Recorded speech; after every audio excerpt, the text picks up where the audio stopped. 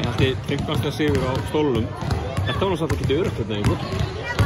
Nei, ég hafði spilað mjög vel framan af og voru bara að láta vaða og sérstaklega Mustafa sem loksins, hann bara sýndi sig aðeins og það var mjög jákvæmt.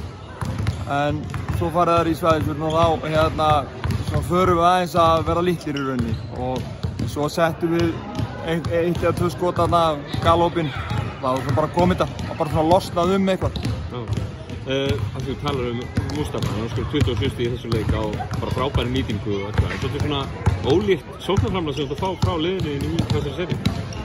Já, algjörlega. Ég meina, það er náttúrulega þannig að þeir eru að reyna að yfirtaka hörði hérna út allan völl og gera og græja. Þá opnast bara fyrir aðra eins og ég sagði eftir leikið síðast. En þá bara nýtum við það. Ég meina, við erum í gæði út allan völl, þannig að við bara nýtum okkur það sem þeir gefa okkur.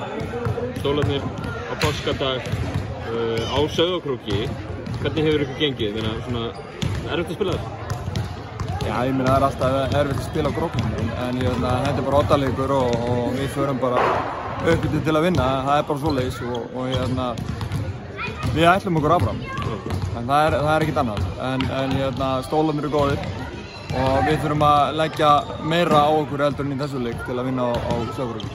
Undirbúningurum fyrir svona mikilvægan, ég meina 8 leik, ég meina annar lið að fara í sumafrí. Er hann eitthvað öðruvísi heldur fyrir hinuleikina í seríunni? Ég myndi bara meira recover í rauninni. Við myndum bara reyna að ná orku, hafa eins mikla orku við getum í þeim leik. Það skiptir öllum máli. Frábært. Ok, vel. Takk.